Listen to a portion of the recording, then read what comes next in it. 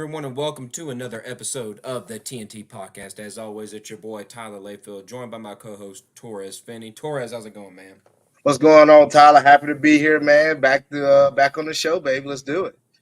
Yes, I sir. know Yes, I sir. know Well, last week y'all did the draft. yes.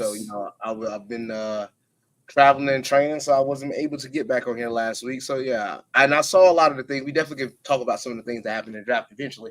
But yeah, Oh, for I sure. saw some of the stuff. So it was I actually pretty definitely neat. know you could probably talk for a while on the Bronny James stuff because everybody Yeah, and their mama knows that that's like been the topic of conversation. It feels like for those draft days. So there's I know. plenty to talk about, man. There's been so much going on, and there's literally stuff in the works as we record this now, man. Mhm. And let's start things off. Let's get this off with the biggest thing so far of NBA free agency. At least, I feel like it's the biggest piece to kind of go down so far, and that's Paul George to the 76ers. Now, Torres, as the resident Mavericks slash Clippers fan here on the TNT podcast. How do you how do you feel about the Clippers? Everything they gave up for Paul George, and now losing him for literally nothing at all. How do obviously you can't call this a success, right? With Mhm. them getting Paul George and Kawhi, but you can't fault them for doing it at the same time. But what are your thoughts?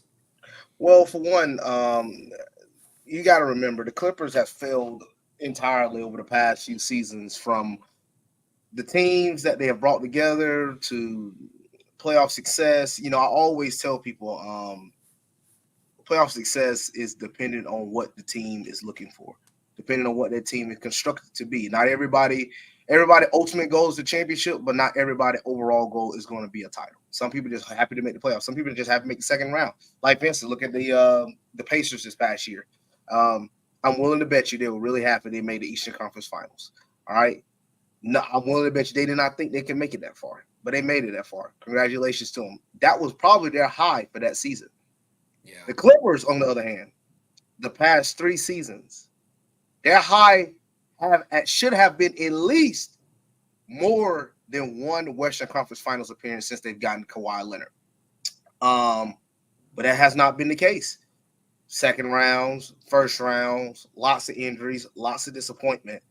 You expected more out of these Clippers these past few years, and along with Paul George and Kawhi, I just think that was a really good. I mean, for Paul George circumstances, I'm gonna just tell you what he's got a really good agent because he gets paid a good bit everywhere he goes. Which he is a great player. he He's is. still a middle of the pack type player, but him leaving the Clippers for what he left for. I mean, Clippers are just shot themselves in the foot. I really don't. I really have. I Yeah. think they've been shot themselves in the foot. But I do think Paul George going to the Sixers is going to be huge for them.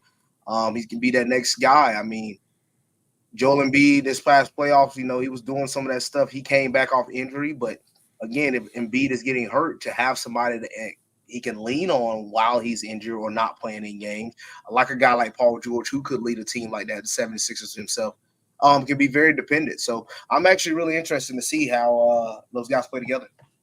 Yeah, so far, just to kind of harp on the Clippers, it seems like they've really kind of hurt themselves more than helped themselves, not just with the Paul George aspect, but it looks like some of the signings that they've made in recent memory have really come back to bite them. I know, so obtaining James Harden and now, signing him to a 2 year, I believe it's a 2 year, $70 million deal that they signed him to. So the dude's making $35 million a year. Do you think he's Mm. really worth that? Because I don't really Paul necessarily George, think that. No, James Harden. mm, oh, James Harden for the Clippers? Yeah, No, he's not worth that anymore. yeah, that's No, how I'm he's not feeling. worth that anymore. Also, they have PJ Tucker, who had a player option. He opted into that, so he's making $11 million. They're trying to trade him now, but the dude, somebody shared a stat line. I think it was from his last like 6 games. I think he had a total of 5 points. He scored, and don't get me wrong, I like PJ Tucker. He's like a winning team, winning player kind of guy. Like he does all the grunt work, all the rebounds, the defense, that kind of stuff. It comes in handy. It's very resourceful to have, but $11 million, it's going to be hard to dump that. And then on top of that, Russell Westbrook, he opted into his player option. I think it's $4 million that he's going to be getting, and now they're trying to offload him as well. So you're starting to see more and more. We talked about it when they came out with this, but the new collective bargaining agreement, the way that they're punishing teams that go over and beyond on their payrolls, it's really starting to affect a lot of these teams. Like Right now, you're seeing the Warriors with it, like like with the whole Clay situation. They're not willing to pay him what he deems he's worth because of everything else they have, like on the contract books. Then on top of that, you look at the Clippers. They're they're way over the limit right now. It's not a matter of if their owner can afford it, because he can afford a Steve Ballmer with all the Microsoft money he's got, but they're not willing to to take on the punishments, because once you go over like a certain amount, the NBA really kind of impedes on what you can and can't do. You can't do certain types of signings. You can't send cash and trades. Like there's all sorts of things you can't do, and it's starting to really put things in flux. But Paul George to the 76ers, just looking at this for what it is, they've extended Maxey, so that's your starting point guard. They've got Kelly Oubre coming back, so there's your starting two. You got Paul George at the three. I know you still got Embiid at the five. They also brought in Andre Drummond to back him up, which that's a kind of under the radar signing. But when Embiid's out, which he's going to be out at some point next season, Drummond can come in and fill in pretty nicely. So they're starting to kind of really add to this team. Do you think that the 76ers with this addition can push the Boston Celtics in a contention race for the East? I do think the 76ers can definitely make a push for the East. Obviously, the Celtics are still going to be the favorites, no question. But I do see the 76ers making a run towards the. Am I breaking up? No, you're good. I hear you. I'm good. Okay, I thought I saw it break up a little bit. But I can see the 76ers make a run amongst the Knicks. I think they're tied for second with the Knicks. If I have to make a case to look at it, I have obviously Celtics one and Knicks and 76ers are tied right now. I have to see more out of the Sixers before I make them number two all the way. But they can be top three, at least top three, top four, no question. Yeah, and after that, so it was funny. After the show we did last week, Jackson and I, there was also some big news we ended up seeing, and we can't go without talking about it. Let's see what Jacob says here. Head, shoulders, knees, and toes is what's going to hold the 76ers back. Obviously, a throw, a jab at Embiid right there. The other thing with them, they also got Eric Gordon. They did just lose D'Anthony Melton. He's going to the Warriors. I think they'll end up keeping Kyle Lowry, so that'll help. So they got a pretty solid team, it looks like. Now, the other thing that I was going to bring up that happened after Jackson and I recorded our show last week, that went out last week, the Nets made a big deal, and that was the Mikal Bridges trade.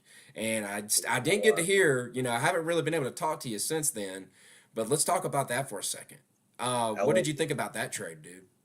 Wow. Dude, the Nets, since they've had they big three, man, they're wow.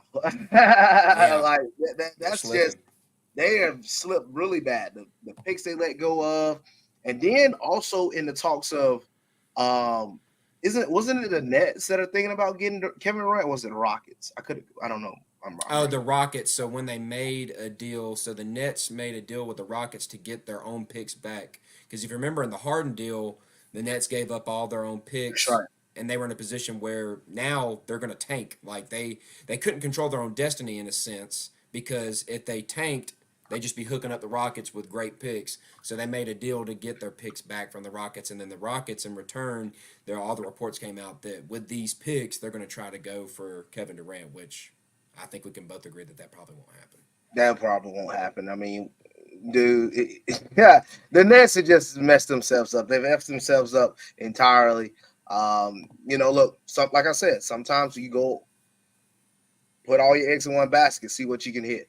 Yeah. And these guys literally tried that in 2021. They tried. They put it all, Kyrie, Durant, Harden. They said, hey, let's go for it. They was a toe away from actually that making it work, because a championship in that 1 year, that championship would have been worth all this turmoil. But obviously they didn't get it. Obviously the next year, Kyrie wanted to leave. Kevin Durant goes to the Suns. I mean, you having all these extra problems. Now you're losing all your draft picks. Like you said, you got them back, but it's just not been enough. And sometimes when you make those type of shots, it can turn your entire organization to crap for a very long time. And I think you might see guys like the Suns. They're gonna be in this same position soon.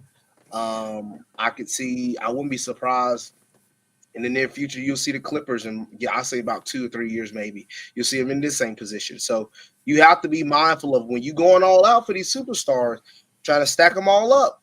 It comes at a price, and if you ain't got a homegrown guy, a guy that's going to be willing to stay with your organization regardless of whatever happens, it's going to be hard to rebuild that however long it goes.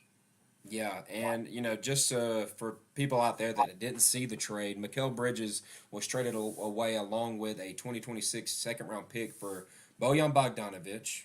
Mm, Didn't really do nothing with the Knicks because he was hurt in the playoffs. But he's a decent role player.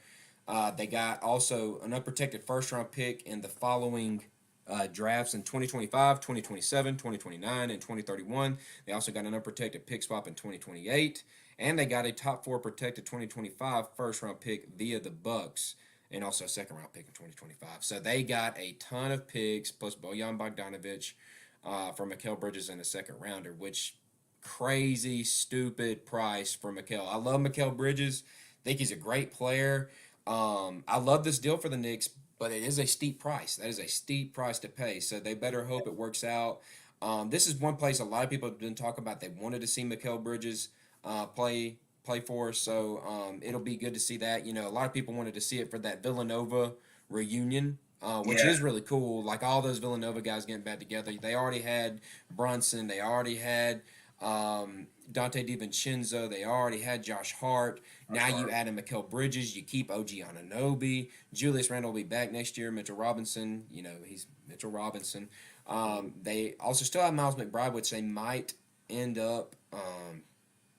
There's like stuff out there that they might include him and like make this deal get bigger and include him in a deal to trade away because they're over the amount of money they can spend, so they're facing some ramifications if they don't trade him. But that's a awesome team. So like the reason that came up is we're talking about the 76ers competing with the Celtics in the East. You can't say all that without saying what about the Knicks, right? Yeah, And with the way they play, with the way Thibodeau runs that team, what he asks these guys to do on defense, and what these guys can provide on offense. I mean, man, it's hard not to see them contending. Am I right? yeah, it's hard. That's why I said I had the Knicks and them in 76ers like tied up for two. It is Yeah, hard not to see those teams being able to compete. Right now, I mean, those Knicks have really upgraded from last year. I mean, it came down to a game 7. Obviously, injuries was done on both sides, but who's to say if somebody's healthy here, what could have happened? Now, I still don't think neither one of them beats the Celtics. I will obviously the Pacers them, but I don't think the Knicks still beat the Celtics. But they're closing that gap, and that's all it takes. You close that gap, a game, toss up game here and there. And I think the Knicks are definitely is closing that gap, and yeah, making the East a lot more competitive. for sure. All right, so let's look a little bit more at free agency. There may have been a couple trades here and there. It's like smaller level stuff. But let's take a look at some of this. We've already discussed Anunoby re-signing. We talked about Paul George going to the Sixers. We talked about Tyrese Maxey extending. A couple other extensions that are noteworthy. You have Siakam staying with the Pacers. Emmanuel quickly signed a big deal with the Raptors. Nick Claxton sticking with the Nets. So decent, re-signings for them. We already talked about Harden, Malik Monk, but let's talk about some players that are leaving their teams. And while we're here on the Knicks, let's talk about this guy. And he's a guy that goes a little. I hate to keep saying the word under the radar, but I mean, I feel like people don't really know so much about this guy. But it's Isaiah Hartenstein, the center, center for the Knicks this past year. Played really well for them. He's a good he's never going to blow you out of the water with his numbers, but he just does all the things like, we talked about rebounding, being in the right position, plays good defense, is actually a really good passer for a big man. But he signed a huge deal, $87 million for 3 years to the Oklahoma City Thunder, and people are going over the moon about about this pickup. Just because not only, and I guess I need to say this while we're talking about OKC too, but they traded away Josh Giddey for Alex Caruso. That's another deal that I saw happened that. after the last one. Yeah. So they've went and picked up Hartenstein. They went and picked up Caruso via trade. is this enough? They were already the one seed in the West. Do you think this is enough to push them to the point where they're going to be in the finals next year, facing whoever comes out of the East? So I'm gonna be honest with you. Personally, I don't know enough about Hartstein. Mm-hmm. But I don't know with a center now compared to Giddy, based off what you're saying. Um, this could be a elevation of a pick compared to Giddy, obviously, and also bringing in Alex Caruso. Uh, I don't know if this pushes them over the top necessarily being the finals. It still keeps them competitive. Don't get me wrong, but Mm-hmm. West is pretty deep. Like I'm be honest with you, I don't see the Thunder beating, regardless if they would have beat the Mavs, which like I said, I didn't ever see them ever beating the Mavs. I still don't see them beating Timberwolves or Denver. So Oh no. I uh think this might be the chip that kind of pushes it to really, that point. I really think it can, because there's a lot of the one thing that they were really missing was a big man behind Chet Holmgren. And Chet Mhm. Holmgren played great, like he played really well. But as soon as he left the floor, and the not the good Jalen Williams, the Jalen Williams that's not so good, the Jaylin Williams, because Yeah. they got two of them on the team. He once he came in the game, it just he just wasn't offering anything really down low. He couldn't play the best defense down there. So Mhm. it was clear that they needed to improve defensively. They needed to get some valuable pieces in the mix. But just look at this depth chart. Just hear this out. You got SGA at point guard, a guy that was in the MVP race. Great, up and comer. He's going to be one of the next big things in the NBA. He's awesome. He's doing great. Behind him, you got Casey Wallace, a guy that was a rookie this past year out of Kentucky. Um, had a great rookie season, all things considered, great player. Shooting guard, you got Alex Caruso now, and they just extended Isaiah Joe, who's an ace 3-point shooter. Caruso, we know what he does. He can play well offensively, but defensively, he's like always going to be first, second team all defense, in the NBA. Then you got the good Jalen Williams with Lou Dort now coming off the bench. If you can bring Lou Dort off the bench, like him being that expendable, that's already doing some big things. And then they also extended Aaron Wiggins, a pretty good player. Then, if they want to, they can move Chet Holmgren to the 4, a 7-footer there. Have Isaiah Hartenstein starting at the 5, and go from there. Like it's just a better lineup out on the court at all times. I think that is enough to push the Mavericks in the West. Yeah. Well, that's the thing. It's like now But what the what Mavericks did get better too, or at the least it's Mavericks looking like did they're gonna get get better. better. They did get better, And and we'll I'm get into happy them here for in a them. second. But Yeah. it's still gonna be hard, man. Like again, as crazy as it sounds for me, like man, Denver's still the team right now. For me, it's like that's Are still the they? team. Are they now? I feel like they Are still are. they? I mean, I'm starting to kind of. I don't know, man. I'm not gonna say like they're dead to rights. Like these guys suck now, but you can't tell me that they've gotten better, can you? Like honestly, yeah, but I feel like they had a championship, at least NBA Finals team this year. I mean, it came down to a game they did. seven. I know they lost to Timberwolves, but they had that type of team this year. You could have still made the case for Minnesota. Now Minnesota looked pretty bad, but again, like I tell people, it's all about matchups, and they just matched up really well against Denver. But if Denver gets by them, boy, I don't know. We're like just getting done watching a 6 or 7 game NBA Finals between them and Boston. Like I thought Denver was that good, Denver especially is good, but I mean, what I'm what, just what have they let go of this year? all right. So one of their bigger pieces, Contavious Caldwell Pope. He's gone to the Magic now. Okay, He's gone. Reggie Jackson, they traded away. I mean, that's not oh, Reggie huge, Jackson, yeah, but I mean, you're looking at it. Who are you replacing KCP with? yeah, Christian that's true. Brown? You know what I'm saying? Like, and people can talk all they want. Like, oh, it's just Contavious Caldwell Pope. It's just KCP. What is he really? He was actually pretty key to them. Like he played really well. He's won 2 championships in the past like 5 years. He's got that pedigree. A dog defensively. It seemed like every time in a big game he was hitting big shots. Like they could rely on him night to night on both ends of the floor.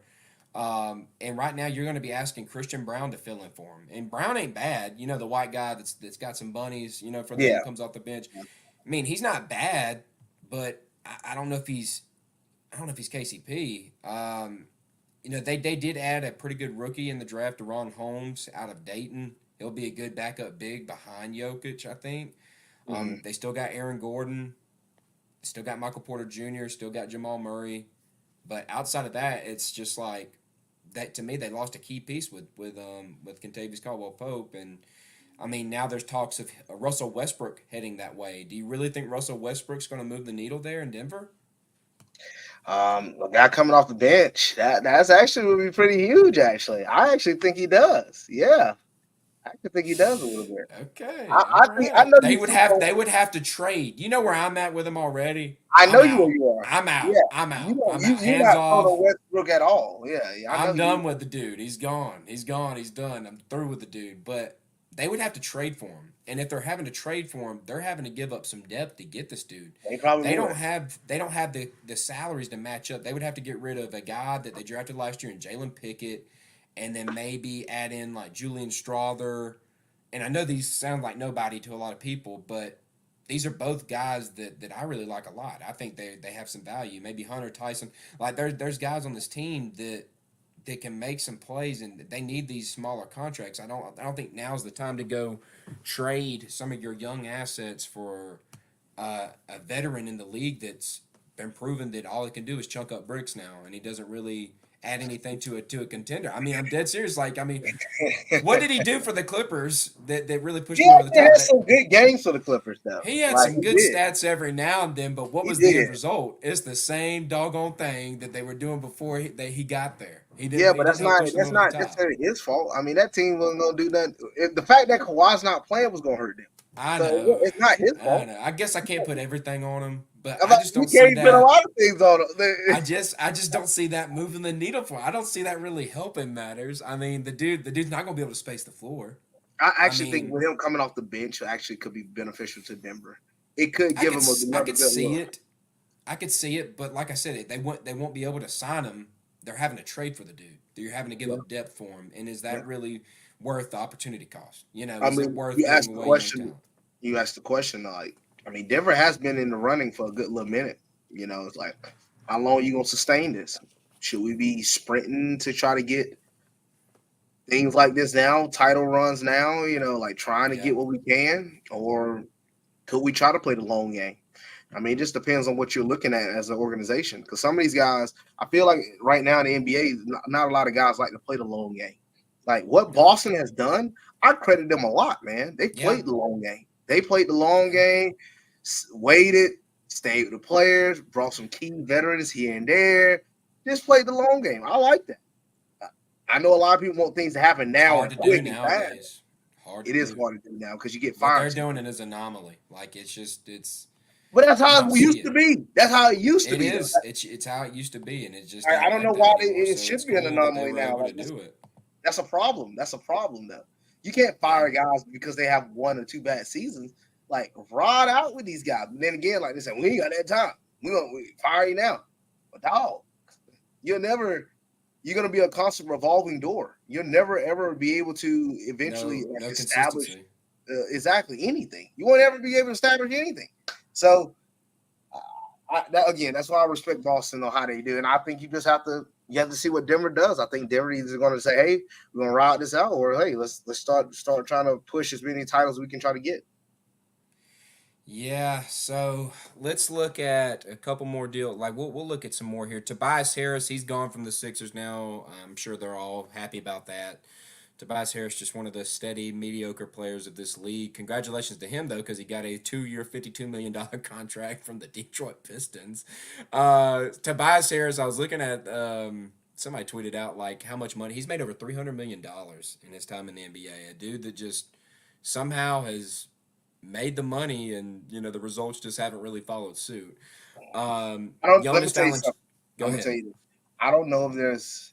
I'm sure there's some good agents. Obviously, a very notable one like Rich Paul and things of that nature, or whoever James Harden agent is. But uh these agents, I don't know if it's more of the agents or it's more of these NBA teams paying these guys foolishly? Like I can't tell because the numbers that I hear, I know the NBA market has grown, but the numbers that I hear, I'm like, unless these teams are just like that crazy to give these type of contracts to these guys, I don't know, man. I don't know, man. I don't see it. I don't see what how they give these guys these type of contracts, man. Unless they must do something behind the organization we don't see that's accounted for. But if you're looking up just straight up on the court talent, some of these guys don't deserve these type of money. No. Being honest, I just don't see But that. Pistons, they got all that, and it's like this every year. Like these teams that have all this money, they feel like they just have to spend it, and it's got to go somewhere. And so, and Yeah, really, who's trying to go to the Pistons? Who's really racing to go to the Pistons? Because right. if you go there, you have zero chance of making the playoffs, probably, He ain't making or no playoffs. He ain't going yeah, nowhere. you're not You're going to right. be winning hardly any games. Yeah, You're right. so you got it cut out for you tough if you go out there. So I mean, Yeah. obviously he don't really care. So I mean, I'm not saying it could the money's there. he could be like, hey man, I ain't got long left in this league. Let me just go give me a check. Yeah, yeah. Another guy that kind of did something similar, Jonas Valanciunas, is leaving the Pelicans, going to Washington on a 3-year, $30 million deal. Good deal for him. Let's talk about your Mavericks. Let's go ahead and let's get them out of the way because it seemed Torres. I was holding out hope that somehow it would fall through. I wanted him. I wanted him. I wanted him. I wanted him. I wanted Klay No, you Thompson did. on the Lakers, big time, man, and it's not happening. It's fell through. Freaking, and yeah, and I'll get into Lakers in a minute, but let's get into Dallas. All right, we talked about last time where they kind of stand because we were looking at it. The last show you and I did, we looked at where Boston stands for next season, where Dallas stands for next season, and let's look at what they've done to kind of add to what they have. So you already have Luka, you already have Kyrie, you had P.J. Washington, Daniel Gafford as four of your five. Now you're throwing in Klay Thompson on a 3-year, $50 million contract. I know Mhm. you're ecstatic about that. What do you think that's going to bring to the Mavericks? I think that's going to be huge for the Mavericks, but still, I still would like one more a big man, an athletic big man, whether he comes off the bench or You whether he's got two pretty good ones, man. yes, but they're not necessarily guys that can go on the Big outside. men are few and far between right now. Like I you know. can't just find them now. Like they are Um, just I want to continue for that. That's slim all. pickings. But I enjoy what we got with a guy like Clay because he actually not necessarily saying well it's Clay, but he was like I said wanted a guard that can defend and also can shoot from the outside. We needed something like that. Yes, we got Yeah, Luca. Yes, we got Kyrie, but a guy that can just very similar to what Clay Thompson does, just sit on the outside, chill. We got two guys that can deal with things in the paint and also on the outside. You just chill right there, bro. Jack up your threes. You better hit them. But the thing is, with our offense, we're a very fast-paced moving offense. He comes from the Warriors, very similar. I think he's going to associate really well with Jason Kidd. I think he fits in the system well. I don't think I really don't think it's gonna be a huge problem. Like we got Clay, Kyrie, and Luca now. It shouldn't be too much of a shouldn't be too much of a too many problems. I actually think offensively at least. Yeah, the chemistry will really help. I mean, I think Clay averages still around 17, 18 points a game. If not, if he drops down a little bit to 16, 15, that's still solid. You have Kyrie doing his thing, Luka doing his thing. So um, I like it. We got another scorer.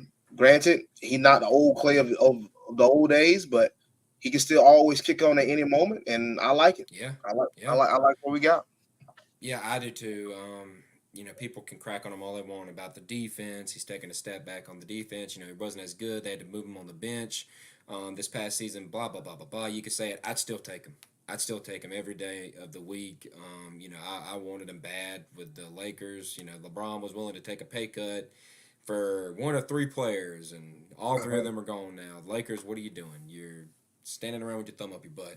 But Yeah, Clay, I can't really blame him, man. I can't really blame him for leaving Golden State. A lot of people were cracking like, why would you leave? Why would you leave? This man has done sat through and watched Steph get paid. He's watched Draymond get paid. He's watched all these other players on this team get the money that they deserved, and they even ate up Chris Paul's contract. You know, They even took on that contract with him being paid the enormous amount that he was getting paid, and he stood around and watched it. And then he went through the disrespect of last year, then putting him on the bench, and just being inconsistent at times with his usage. I'd want out too, probably at that point. I mean, I know they had a great run, like it was a great time, but what do you think about him choosing to actually leave? I know you're excited about the Mavericks getting him, but what do you think about the decision for him to leave the Golden I State Warriors? don't know about to say. I think I disagree with you on that one. Clay had signed a 4-year, $140 million deal, and in 2 of those years he didn't play. Last year, his worst season he ever had, he got paid $43 million. Again, with whatever is asked, much is whatever is received, much is asked, as they say, old saying, or however you want to switch it. But regardless, he is being paid this amount of money. He is not his play is not reflecting what he's being paid. Now, you can say, okay, he's being paid from over the course of the years when he was with Durant, with Curry, the championship, the title runs. Okay, fine. Let's say that. When he got hurt, they paid him. Again, he got his big contract. Now, it's not the contract compared to Curry. No, but he still got paid. It's not even compared to Jordan Poole. They were paying Jordan Poole more. Yeah, no, they weren't. They weren't. But I mean, to me, that's kind of a slap in the face too. Poole was sent to Serbia but to he go had die 2 years away, injured. and Poole sucks. He got 2 of those years he was injured. He got paid $67 million. And then $43 million last year. $43 million in his work. He at least deserves, like, if you're going to take care of him, like you say you will, and I think it at least deserves like $20 million a year. You know what I'm saying? Like, I'm not asking for 40. I think he's past that point. Yeah. But I feel like he would have been at least worth 20 mil. That's where I'm coming from on it. Dude, all the salary cap stuff, it wasn't going to happen. But they said the pay cut wasn't bad. What was it? He took a pay cut to go to the Mavericks, apparently. And he was also being offered 4-year deals to go to other places. So, but you guys also made some other, pickups too. Do you want to talk about those? What was the other pickups? I did not see those. Did you see where y'all got Quentin Grimes in a deal? Y'all ended up getting him. Pretty good guy from the Knicks. A little guy that comes in hot off the bench. He can play. And then you also got Najee Marshall from the Pelicans, a good wing. 3-and-D wing, can play good defense, can hit some 3-points. 3-point shots. To come in, and I mean, obviously you did lose what's his name, Derrick Jones Jr. And now you're trading away Josh Green. But I mean, I don't think you're hurt over that, are you? No, I haven't seen that one. I haven't seen that. Yeah. So, I mean, I think that's a pretty good. You upgraded in that wing category, getting Clay and Najee Marshall.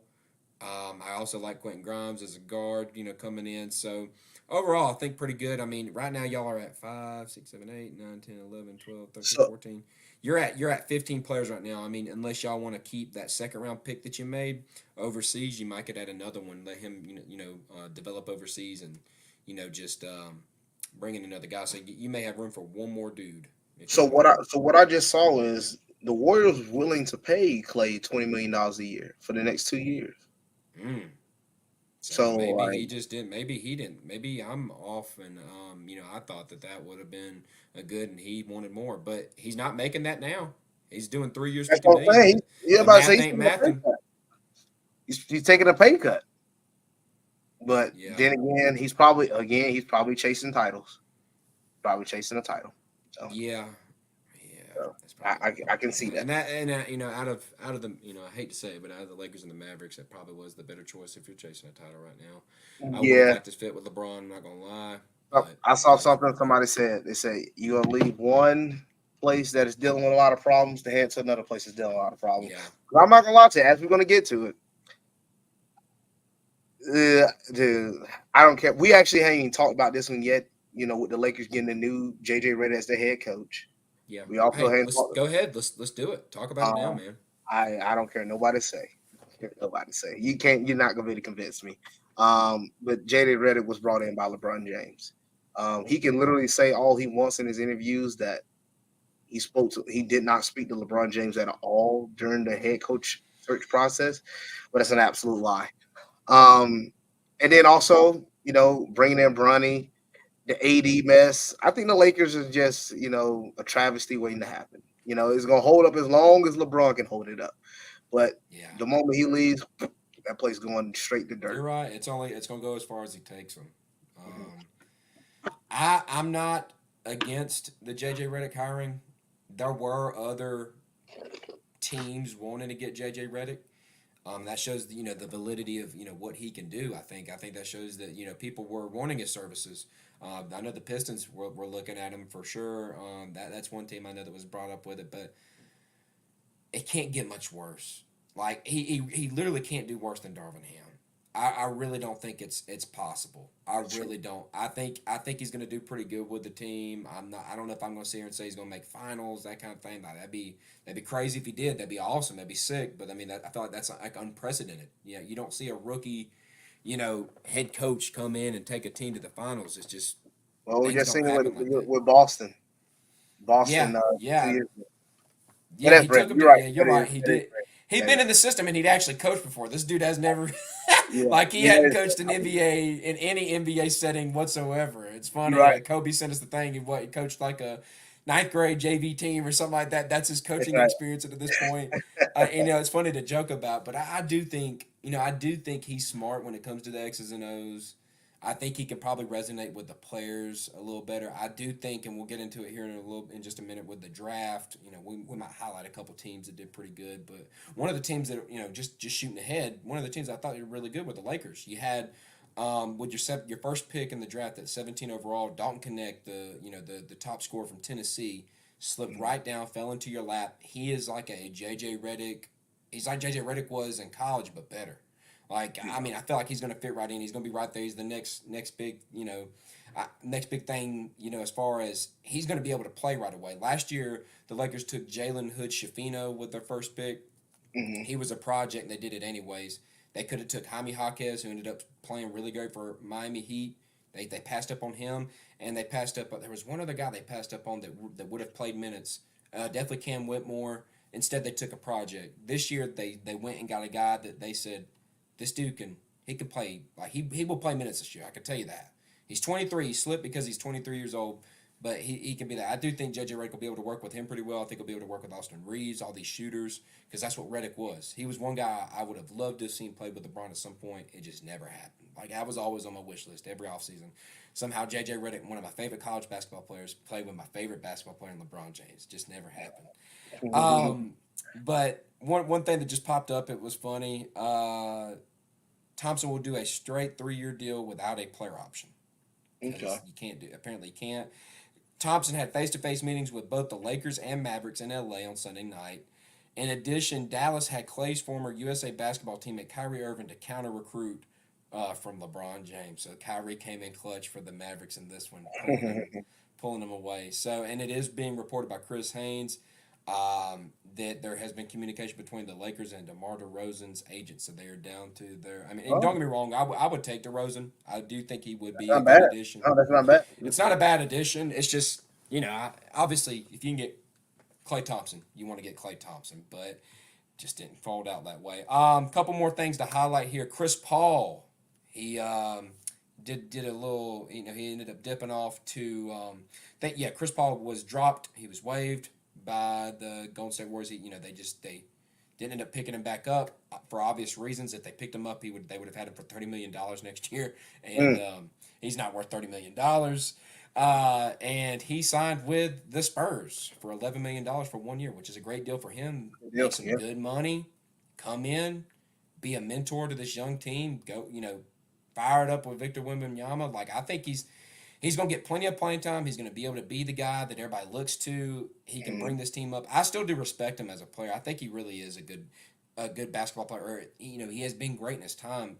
He's just not what he was, and he's not worth $30 million. That was Yeah, the I mean, you're problem. not gonna be, you ain't gonna be that for that long. I mean, he did No. what he could possibly do, dude. Shoot, he was He's still not, good a few years ago with the Suns when they were going to the finals. he Like, he was one was, of the he was, reasons. but eventually and that was the back end. That was the back end Yeah, of whatever yeah. prime he had left. Like that was no more after that. We're talking about, and that was what 4 years ago, 3 years Yeah, ago. Like, come on, man, time flies, but yeah. time is flying. So you can only sustain that for so long, and Yeah, that's just heck. Wouldn't even that at all because they won the title in what 19 or 20. No, no Bucks. No Bucks won in 21. Sorry, that's Yeah, right. yeah. Reason. They But still, lost to him. you're only gonna be able to sustain that for so long. So Yeah. All right, so let's just do a little bit of NBA draft stuff here, and then we'll hop into UFC 303. So let's just highlight a few of the winners here. Torres, you talked about in the West, one of the teams you have to go through is the Minnesota Timberwolves. I think they definitely did themselves some favors with what they did. They ended up going and trading up to get Rob Dillingham from Kentucky, great point guard, can get going scoring wise. Mike Conley, believe it or not, is 37 years old, and they relied on him heavily in the postseason and in the regular season to kind of carry them through some stretches when Anthony Edwards wasn't necessarily either on his game or whenever he needed somebody to kind of help back him up. So that was a key addition for them in this. And then on top of that, a guy that was highlighted in our NBA mock draft show, Terrence Shannon Jr., he ended up getting picked up by them as well. And he's coming in from Illinois. Pretty good offensively, pretty good defensively. I think it was great overall for them to pick up those two young guys to help move them in the future. Two good guards that'll help them out. Let's see a couple others. Let's see who else did I like. I mean, obviously I told you I liked the Lakers, even though they did draft Bronny, and we all know why, and we can go into that. Did you have? I mean, I've seen all the stuff about it. Does it piss you off that the Lakers went with Bronny? no, it don't piss me off. No, It don't but piss me off either, to but utilize. It's stupid to see people actually try to make an argument that because of his skill set, that's the it's reason why not he a was skill set. selected. Yeah. Um, Could he be and good? There's a chance later on down the road it he could might. be, yeah. Like you have to remember, like I argue this a lot when people argue about Jake Paul. I say, look, he has the money to go get the best trainers in the world. All he do is sit at home in Puerto Rico and train. How can you not be good? It's nice. When your dad, LeBron James, you're gonna have accessibility to any of the best technology, Trainers, technology, trainers, all that kind of stuff. food, everything. Yeah. Right? You're gonna if you don't look, me and you both look. We ain't gonna probably be the best basketball player, but doggone it, we're gonna know how to play some basketball. And his son is gonna know how to at least be a good pro.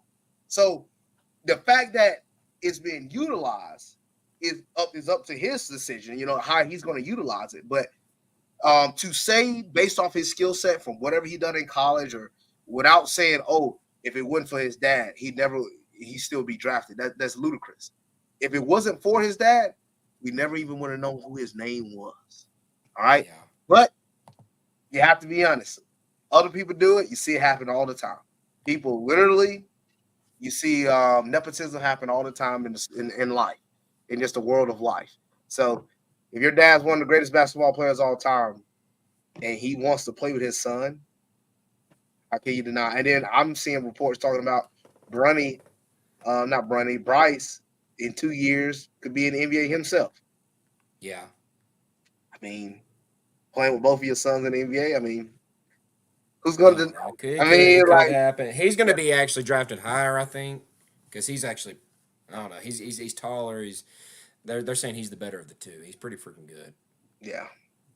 I'm not So, gonna say he's gonna be number one overall. That's not what I'm saying at all. But I do think he can probably get picked higher than that. and that just So props to the James family, man. James, LeBron James, his wife Savannah. I mean, got the whole family. Basketball centered in, man, and that's just And look, I bet that's fun for them. Like always oh focus yeah, on something that they love. This is something that they love. So to be able to do it full time at all times, come on. Never having to worry about a thing in life. You can't beat that. You can't beat mm-mm. No.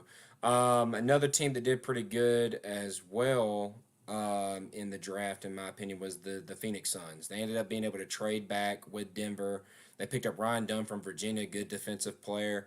And then with one of the picks they picked up from Denver, they also added Oso Ighodaro. He's a very good defensive big man from Marquette. So I think they did pretty good. Um, those are like some of my big ones. The Knicks, obviously, with everything they did, they were able to pick up some draft assets too. Move back. They got Tyler Kolek. He's from Marquette as well, I believe. He's pretty good. Good backup point guard. behind Jalen Brunson. He's a lefty as well, so that'll be interesting to kind of see. Believe it or not, yeah, one team that when we were going through and doing the mock draft, I had the even picks, and I had the Boston Celtics were at number 30, and there was one player I was really wanting to slip down to me, and it was Baylor Shireman, and Jackson took him right before me, and sure enough, in real life, they ended up getting Baylor Shireman. The Wow, look Celtics at that. did, and I think he's going to fit in perfectly. He's a older prospect, but he can shoot threes and he can play good defense. He's going to be pretty good. And then lastly, the Jazz. The Jazz did pretty good. They got Cody Williams, who's Jalen Williams, the good Jalen Williams from Oklahoma City. They got his little brother, Cody Williams, from Colorado. He slipped down to them at number 10. They also picked up Isaiah Collier, who Jackson's real high on from USC. I'm not as huge on him as him. They also got Kyle Filipowski in the second round, Duke's big guy that they had this past year. Overall, they just let the draft play to them. Like, whatever was kind of left that dropped to them, they just scooped it up. And sometimes that's the best tactic to put into use, and they Yeah. did. So good draft by them. So I don't know if you were able to check it out. Anything you want to say about the NBA draft before we move on? No, I wasn't able to really tune in too much into the NBA draft. But I like I said, I was seeing some of the highlights of obviously what happened a lot more with Bronny than anything. I knew more about Bronny than the number one overall draft pick, but Oh, for sure. uh, They went crazy with it. but yeah, not too much overall on the uh, the NBA draft. Yeah. All right. So man, the other night we had UFC 303. Take us through what kind of went down with that. Heard there was a Uh, lot of stoppages due to cuts. Is that um, true or not really? Or there was a lot of cuts. They like refs had to stop it or something like I that. don't remember that. No, Never mind. Never I mind. know, Maybe I have the wrong information. I know there was one in the women's fight, but Uh huh. again, you know me, man. I don't watch many women's fights, so Yeah. they're not the biggest fan of them. But that's the only one that I know of. But no, there was some solid fights. Obviously, starting off in the main card, uh, Ian Gary versus MVP. A lot of people expecting a striking fest, which MVP was very fast on his feet. Boy, good lord. But Ian Gary took the grappling approach, and I felt like that was really, to be honest, his best chance of beating MVP. I did not think he could beat MVP just standing up on the feet with him. And he took him down, controlled him. It was some bad grappling exchanges. I was a little disappointed in some of those. But Mm-hmm. overall, really good wrestling overall by Ian Gary to get the win. So congratulations to Ian Gary on winning by decision.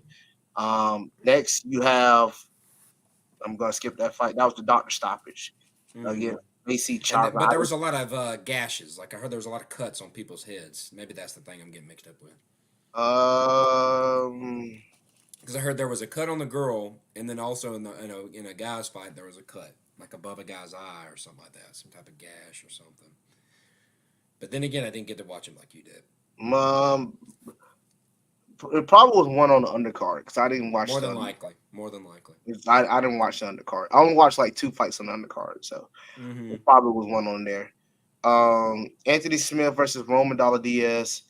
Uh, Awful performance by Anthony Smith. I thought it was much I'm expected not much. huge on him. Yeah, he fight light heavyweight, ranked number 10 in the world. Kept talking about he would fight Alex Ferreira. He would beat Alex Ferreira, and then you let a middleweight on short notice come in the fight and beat you like that. It was awful, Mm. awful performance by. It was slow. It was awful, awful fight. I was so disappointed. In Anthony. I was so disappointed in Anthony Smith. I was so disappointed in him.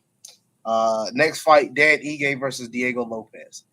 Props to Dan Ige. Dan Ige took this fight on 3 hours notice. Brian I heard Ortega, that. That's crazy. I know it's nuts. He was getting a massage. Got a text from his manager. Hey, you want to fight tonight? Because he was planning to just go to the fights to watch. And he's like, why the heck not? And I'm willing to bet you. I mean, knowing the They probably business pay behind him the pretty good, team, or they offered him. probably paid that boy a lot. I Yeah. mean, a lot. Or gave him some kind of thing like, hey, we'll hook you up later on down the road or something. At Well, least something. He's guaranteed to fight on UFC Nocho. That's the fight in the spear. So Oh, that'll be cool. they obviously, yes, they probably paid him into giving him a fight in the spear. Come on, one of the biggest spectacles, Dana claims to be. So Yeah, that's gonna be great job on Dan Ige taking that fight on short notice, and the fact that he took Diego to the decision even more, man. And he almost finished Diego late in that late in the round, but it was really props to Dan Ige, man. He actually fought a really hard fight. Diego was just tough, too strong, too durable early on, just a lot more active. But I remember this guy was coming to the fights to watch, not coming to the fights to fight. Mm-hmm. Like it's just like random. I get a call today while I'm doing this podcast. Hey, you want to fight somebody? More likely, yeah. You pay me the right money. Yeah, I'll go and fight anybody. For real. So yeah, but props to him. Great win by Diego. I think this only helps elevate him. Then the main event. I'm not surprised by this at all. I said this anyway. I was like, it's gonna be hard for anybody to be Alex Perez as long as the fight stays on the feet. Until these guys stop thinking that they can beat this man in straight up kickboxing, you won't beat him. You have to take him down. But we won't, for some reason, nobody wants to shoot on this man. It's crazy. So, congratulations. Alex Perez going to keep knocking out fools. A little inside source, but I do know that he is trying his best to stay away from Magomed Ankalaev. Because Ankalaev is not going to sit there and straight. Hey, Ankalaev from Russia. He's not going to sit there and strike with you. Now, it's funny because Ankalaev said on his Twitter, I don't need my wrestling. I can knock out Pereira in the first round. You know he ain't going to fight like that. I know the Russians. They just talking. He ain't going to stay. He's going to shoot. And that's when we really see, okay, how real of a bad dog is Alex Pereira. And because nobody's tested his grappling yet. It's just all been on the feet fights. And that's what Dana White said in the press conference. Dana White said, I can't have him. I don't think he's even anywhere close to being on top of the pound for pound or even close to being one of the best fighters of all time. He said, I've yet to see him get tested in the grappling area. He said, we don't know his grappling. And I agree with Dana White. We don't know his grappling. It's like this guy just been doing nothing but kickboxing fights in MMA, and nobody wants to take this guy down. These guys are stupid. You're not going to beat a two-time Glory kickboxing champion in his realm. You're not going to do it. So why are you just it's so dumb. But Yuri fights very unorthodox. He's a hard fighter to read. He's a hard fighter to catch on to rhythm. But Pereira has that depth, man. That depth left hook, dude. It's nuts, dude. I mean, he dropped him at the end of the first, switch head kick, boom, knocked him clean out in the second. So it's levels to the game, man. Congrats to Alex Pereira. He's winning. So, he wants to go up to heavyweight. He don't need to do that. He don't need to do that. So what's next? Ain't there like a week or two off, and then they're back to some fights? No, that's a fight. Yeah, that is true. They off this week, and then they back in Denver. Mm-hmm. And then just fight nights until the huge pay-per-view.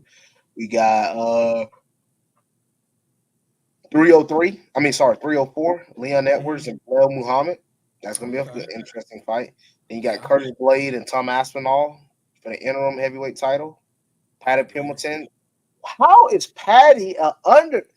I gotta find a way to bet. I'm sorry. Patty Pimilton is an underdog to Bobby Green. He is. Bro. What? Dude. I gotta find a way to bet. I got to. I gotta find a way to bet. Bro. That'll be a fun card to watch. That's a great fight. Muhammad Mokaev versus Manel Kate. That's a great fight. That's a great fight, dude. Oh, that's a great fight. Muhammad Mokaev is a beast, dude. His grappling, he fights just like the right. His grappling is crazy. His pace is crazy. Manel has power, but Manel is so scrambly, dude. Ooh, and they got Mokaev as the underdog. There's some actually like playable things on this thing, man. Yeah, that's gonna be interesting. This is gonna be interesting. And that's gonna be on July 27th. Okay. Yeah, it's an interesting card. Something to watch. All right. Anything else you want to talk about here? Bring up before we break this thing down. No, brother. That's all I got right now. All right. Well, guys, thank y'all so much for listening. Hope you guys have a great 4th of July this week. That's coming up, so that'll be fun. Appreciate all the support you guys give us. If you're out there watching the live stream, thanks for tuning in. If you're listening on podcast, thanks for doing that as well. If you guys want to support the show, go to the description in this podcast. If you're listening on podcast, click on the Linktree link, and there's many different ways you can help the show out. Just follow us up on our social media channels, things of that nature. We appreciate all the support. And as always, we'll see you guys next time. Boom, boom.